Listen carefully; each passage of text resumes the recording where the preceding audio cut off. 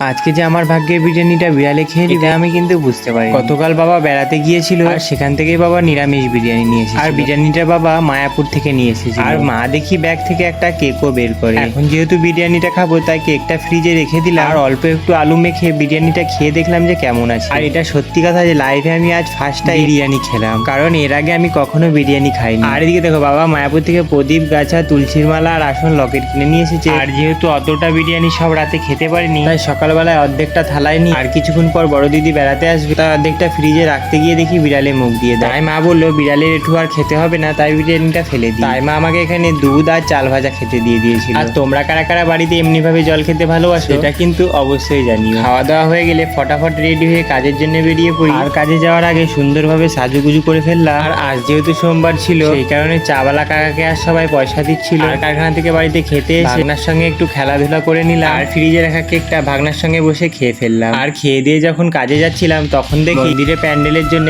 আরো বাস চলে এসেছে। আকাশটা দেখে ঠিক দুর্গাপুজো মনে হচ্ছে। তারপরে যখন কাজ থেকে বাড়ি আসছিলাম, যেহেতু আমার চটি ছিঁড়ে গিয়েছিল সেই কারণে 100 টাকা দিয়ে একটা চটি কিনে ফেললাম। আর পুরোনো চটিটা সাইকেলে আটকে নতুন চটি পরে বাড়ি চলে আসলাম। এদিকে বাড়ি এসে দেখি দিদি চাউমিন বানিয়েছে, আর এটা দেখে আমার ভাগনার খুবই আনন্দ হচ্ছিল। আমার যেহেতু প্রচন্ড খিদে পেয়েছিল তাই ফটাফট চাউমিনটা খেয়ে ফেললাম।